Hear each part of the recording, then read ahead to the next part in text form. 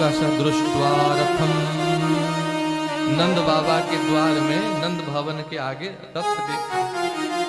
कौन सा रथ देखा? इस रथ को गोपी भली भांति पहचानती हैं। अरे सखी देख तो सही, ये तो वही रथ है जिस रथ में अक्रूर हमारे प्राण प्रियतम प्राण धन कृष्ण बलराम को बिठा करके मथुरा ले गया। इस रथ को पहचानती है। सखी इस रथ को कैसे भूलें? इसने तो हमारे कन्हैया को हमसे अलग कर दिया। तो सखी ये अक्रूर फिर से क्यों आया है? हमारे कृष्ण बलराम को तो लेकर के चला गया। अब अक्रूर को कहा काम ब्रज में क्या करने आया है? अक्रूर क्यों आया है? अक्रूर आगत किंबा य कंसस्यार्थ साधक येन नीतो मधुपुरीं कृष्ण कमल लोचन। हमारे कमल नयन, हमारे प्राणंत प्यारे, हमारे कृष्ण को जो अक्रूर ले गया, कृष्ण का नौकर, कंस का नौकर, कंसस्यार्थ साधक, कंस का काम करने वाला ये अक्रूर अब क्यों आया है? तो एक सखी बोली कंस तो मर चुका है, अब और कौन है जो लेने आया है? सुन सखी तू नहीं जानती, मरने के बाद 10 गात्र होता है, फिर 1 साल के बाद फिर वार्षिक महोत्सव किया जाता है, श्राद्ध पिंड आदि देते हैं। और जिसकी प्रीति जिस वस्तु में होती है उसको उसी में श्राद्ध देने से उसको आनंद आता है। और कंस क्या है? असुर है। तो कंस अपने भोजन में मांस भी खाता था, मांस खाता था। तो कंस के प्रसन्नता के लिए शायद उसको श्राद्ध में मांस चाहिए, और इसीलिए अक्रूर यहाँ आया है। करी सखी ये ब्रज में मांस कहां से मिले? यहाँ तो दूध दही माखन ये सब मिलता है। सखी हमारा कलेजा कृष्ण के विरह में जलते जलते पक गया है, और अक्रूर कंस का पिंडदान करने के लिए हमारे जलते हुए कलेजों को लेने के लिए यहाँ आया है। किम साधयित्य स्माभिभर्तुं प्रेतस्य निष्कृतिं। कंस के प्रेत क्रिया करने के लिए, हमारे कलेजों को लेने के लिए अक्रूर यहाँ आया है। इति स्त्रीणां वदन्तीनां उद्धवो गात कृतान्हिकः। ऐसे बात करते करते गोपियां आ रही थी, तो उद्धव जी आह्निक करके नंद भवन के द्वार में ही खड़े थे। तो दूर से ही गोपियों को उद्धव जी का दर्शन हो गया। दूर से पीतांबर दिख रहा है, ठाकुर जी का मोर मुकुट दिख रहा है, बनमाला दिख रही है। तो मानो जैसे मृत शरीर में प्राण आ जाए। सब गोपियां नाच उठी, अरे सखियों हमारे कन्हैया आ गए, श्याम सुंदर आ गए, अब दुख के दिन बीत गए सखियों, हमारे बल्लभ आ गए, हमारे प्यारे आ गए, अब नहीं जाने देंगे, अब नहीं जाने देंगे, अब तो छाती से लगा करके रखेंगे, हृदय से लगा करके रहेंगे। सब भागे हैं, जो निकट के आकर के देखे हैं, अरे सखी ये हमारा कन्हैया नहीं है, ये कन्हैया नहीं है, ये तो दूसरा कोई है।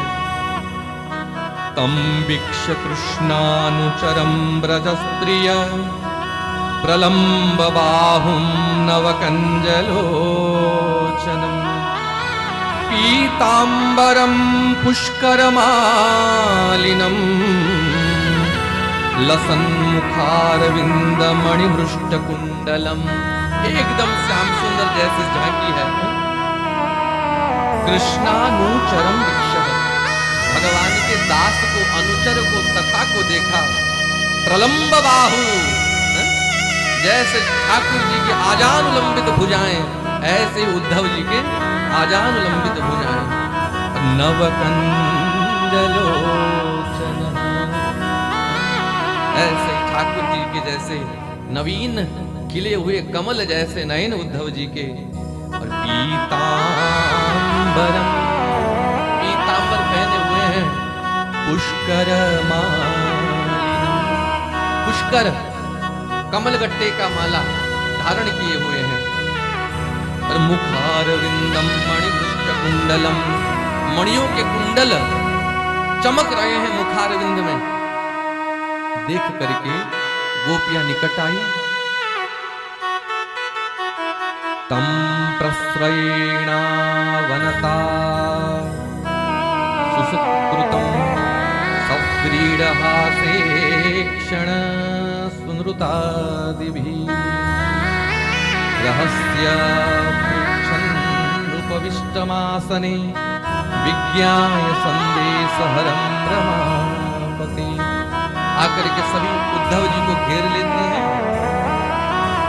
और जैसे ही पता चला ये भगवान का संदेश लेकर के आए हैं, पत्र लेकर के आए हैं, ये भगवान के सखा हैं, भगवान के मित्र हैं। रहस्य पृच्छन उपविष्टमासने, बोलो राधे राधे, जोर से बोलिए। उद्धव जी का हाथ पकड़ के निकुंज के भीतर कुंजों में ले गई और सभी सखियां आपस में बात करने लगी। अरे सखी, ये तो कथा सुनाने आया है, ये मथुरा से हमको कृष्ण कथा सुनाने आया है। और कथावाचक को, वक्ता को बढ़िया आसन लगाते हैं, व्यास मंच लगाई जाती है। तो अब जमुना किनारे व्यास मंच कहां से लाए? तो सभी ने अपनी अपनी चुनरी निकाली है। असंख्य गोपियां हैं, हजारों लाखों गोपियां अपनी अपनी चुनरी ला करके जमुना किनारे एक के ऊपर एक के ऊपर एक के ऊपर बिछा देती हैं। बढ़िया गद्दा बन गया। और उद्धव जी को ले जा करके रहस्य पृच्छन उपविष्ट आसने, उस आसन के ऊपर बिछाया। अब सोचिए, गोपियों के प्रेम अश्रु से भीगे हुए चुनरी, और एक गोपी नहीं, हजारों गोपियों के प्रेम अश्रु से भीगे हुए चुनरी, उसके ऊपर जैसे ही उद्धव जी बैठ गए, उद्धव जी का सारा शरीर पुलकित हो गया, रोमांचित हो गया। नेत्रों से अश्रुधार बहने लगी, शरीर कांपने लगा, समझ नहीं पाई कि मुझे क्या हो रहा है। जैसे महाप्रभु हरि बोल कह के गमन करते हैं। कृष्ण कृष्ण कही प्रभु गमन करीला, जब नीलाचल से झारखंड के मार्ग से आते थे, वृंदावन आ रहे थे, और उस वन में बाघ, हाथी, पशु, महाप्रभु के मार्ग में एक बाघ लेटा हुआ था। और महाप्रभु को होश ही नहीं, दोनों भुजाओं को ऊपर उठाए, कृष्ण कृष्ण कहकर के महाप्रभु आगे दौड़ रहे हैं।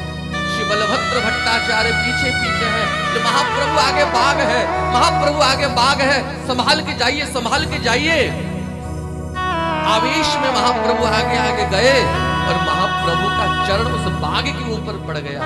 और जैसे ही महाप्रभु के चरण उस बाघ को स्पर्श हो गया, कृष्ण को ही उठी बाघ नाचीते लगिला। बाघ उठ करके अपने दोनों पांव में खड़े होकर के कृष्ण कृष्ण कह करके नाचने लगा। नदियों में जाते, हाथियों के झुंड स्नान करने आते, जल लेकर के महाप्रभु हरि बोल कह करके हाथियों के ऊपर पुलिच देते। हाथी आगे सूंड उठा उठा करके हरि बोल हरि बोल हरि बोल हरि बोल कह करके नाचने लगते। मयूर नाचने लगते, मृगी आकर के महाप्रभु को चाटने लगते। तो प्रेमी के किसी वस्त्र का स्पर्श हो जाए, किसी वस्तु का स्पर्श हो जाए, तो भी प्रेम का संचार हो जाएगा।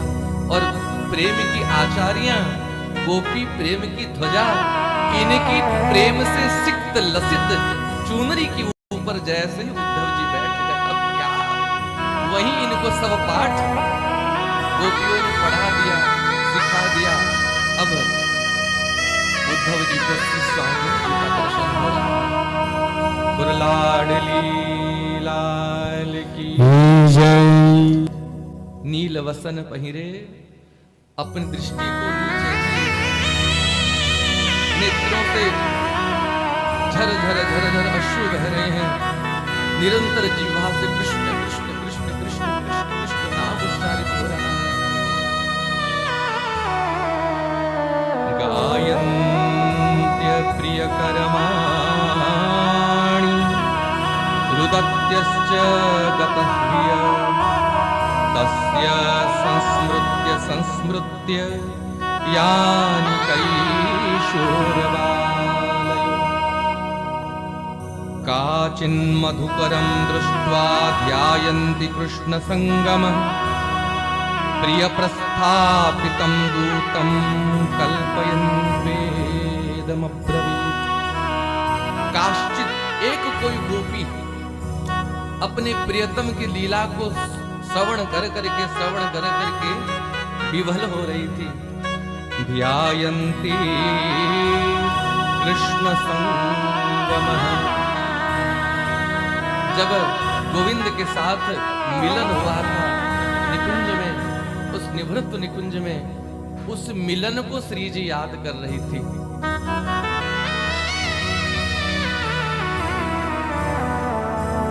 और उस मिलन को याद कर करके स्वामी ने जो विफल हो रही थी। प्रिय प्रस्थापितम दूतम कल्पयन्ती वेदमब्रवीत्। और उसी समय एक भ्रमर, एक काला भ्रमर पता नहीं कहां से उड़ के आ गया और स्वामी ने जी के चरणों में जाकर के भृंग भृंग भृंग भृंग भृंग भृंग कह करके मानो महारानी जी की स्तुति गाने लगा, पांव को चूमने लगा। यहाँ श्री वल्लभाचार्य जी कहते हैं ये भ्रमर कोई सामान्य नहीं है, ये भगवान का ही भ्रमरावतार हुआ है। कन्हैया ही भंवरा बन करके यहाँ आए हैं। और इसी भाव को चतुर्भुज दास जी ने भी कहा। कुंज भवन क्रीड़ा करो सुख निधि मदन गोपाल। कुंज भवन क्रीड़ा करो सुख निधि मदन गोपाल। हम वृंदावन मालती तुम भोगी भंवर भुआ। ब्रज की गोपियां यदि मालती पुष्प हैं, कमल के पुष्प हैं, चंपा के पुष्प हैं, तो उस पुष्प के मकरंद रस को आस्वादन करने वाले भंवर तो एकमात्र कृष्ण हैं। तो ठाकुर जी आ गए और देख करके प्रिया जी को क्या भाव आया। प्रिय प्रस्थापितम दूतम, कि प्रियतम ने दूत भेजा है और इसी के बहाने हमसे कुछ कह रहे हैं। और यहाँ श्री स्वामिनी जी ने भाव से महाभाव स्थिति में स्थित होकर के जो गीत गाया है, भ्रमर से जो कहा है, उसे भ्रमर गीत कहते हैं। पर क्या करें, समय आगत है। भ्रमर गीत के श्लोकों का आस्वादन ये भी अद्भुत है। जय जय श्री राम। फिर भी एक श्लोक चर्चा करके ही विश्राम देंगे, नहीं तो प्रिया जी रूठ जाएगी। बोलो राधे राधे। जय जय श्री राधे। मधुप की तव बंधो मास्पृशांगिं सपत्न्या कुच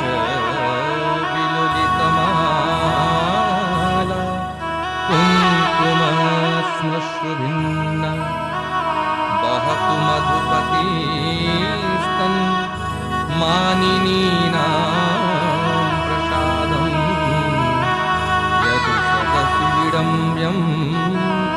यस्य दूतस्त्वमिद्रुक। मधुप, रे मधुप, मधुप किसे कहते हैं? जो मधु पान करता है, मधुनी पीवती, मधुप, मधु पान करने वाले, रे मधुप। मानो गोविंद से ही कह रहे हैं, अरे भ्रमर, जैसे तू फूल में जाकर के उसके मधु को पी लेता है, ऐसे ही गोविंद जब बढ़िया किसी पुष्प को देखते हैं तो जाकर के उसके भी रस को, उसके अधरामृत को पी लेते हैं। ऐसे हे मधुप, कितब बंधु, कितब माने कपटी, तो वही कपटी का दूत है ना, कपटी का बंधु है ना। कितब किसे कहते हैं? मान लीजिए अभी हमारी ये अंगूठी है, तो आपको कहीं जाना था बाहर, किसी के विवाह में, किसी के उत्सव में, तो आपने मांगा कि बाबा आपकी अंगूठी बढ़िया है, ये अंगूठी मुझे दे दो, मैं पहन के जाकर के उत्सव से आकर के आपको वापस दे दूंगी। तो हमने दे दिया, आप पहन के गए, फिर अंगूठी वापस देने का नाम ही नहीं। 3 दिन बीता, 4 दिन बीता, तो हमने कही कि मैया हमारी वो अंगूठी कहाँ है? बोले कौन सी अंगूठी? कौन सी अंगूठी? यही अंगूठी जिसने आपने अपने हाथों में पहना है, आप मांग के ले गई थी मुझसे। तब आप बड़े अकड़ के, एक तो चोरी, फिर सीना चोरी, किम तबह, ये क्या तेरा है? ऐसे ही ये कपटी, इन्होंने हमारे मन को तो ले लिया, अब जब हम उनसे अपना मन मांगती हैं तो बड़े अकड़ के कहते हैं ये मन क्या तेरी है गोपी, ये मन तो मेरा है। ऐसे कपटी का तू बंधु है। पर मधुप का एक अर्थ मद्यपी भी है। मधु का एक अर्थ मधुप, मधु माने है पीते हैं ना, बारूणी, मदिरा, और जो मधु को खूब प्रेम से पीते हैं और मधोस हो जाते हैं, मद्यपी, शराबी, वो मधुप। क्योंकि जो शराबी होते हैं उनका कोई होश हवास नहीं रहता, वो मस्त रहते हैं, उनसे बड़ा कोई शहंशाह जगत में नहीं होता। ऐसे ही तुम्हारे जो स्वामी है ना, उनका भी आजकल होश हवास नहीं रहता। क्योंकि यदि होश हवास में रहते तो क्या, यस्य दूतः त्वमिद्रुक, तू जैसे पागल को, तू जैसे मूर्ख को यहां दूत बना करके भेजते। यदि इनकी बुद्धि ठीक रहती, ये यदि होश में रहते, तो क्या इन प्यारी गोपियों को छोड़ करके जाकर के उस 3 जगह से टेढ़ी कुब्जा से प्रीत लगाते? इसीलिए इनकी बुद्धि तो यहां वृंदावन में ठीक थी, पर पता नहीं मथुरा का पानी, मथुरा का जल पी करके और मथुरा वासियों का संग पाकर के इनकी बुद्धि भी नष्ट हो गई है। इसीलिए तो अरे तेरे जैसे मूर्ख को यहां दूत बना करके भेजे हैं। इसीलिए तू भी कपटी है और तेरा स्वामी वो भी कपटी है। इसलिए हे भ्रमर, मास्पृशांग्रिम, अंग्री चरण, तू मेरे चरणों का स्पर्श मत कर। मेरे चरण अत्यंत पवित्र हैं, अत्यंत पुनीत हैं, पावन हैं, और तू अपवित्र है, तू मेरे चरणों का स्पर्श मत कर। तो मानो भ्रमरा ने कहा, ऐसी कौन सी अपावनता, ऐसी कौन सी अपवित्रता आपने मुझ में देख ली जो मुझे कह रही हो कि मेरे चरणों को मत छुओ। सपत्न्या कुच विलुलित माला कुंकुमा सुभिन्न। सुन, तेरा रंग भी काला है और उसका भी रंग काला है। वह भी पीरी पीतांबर ओढ़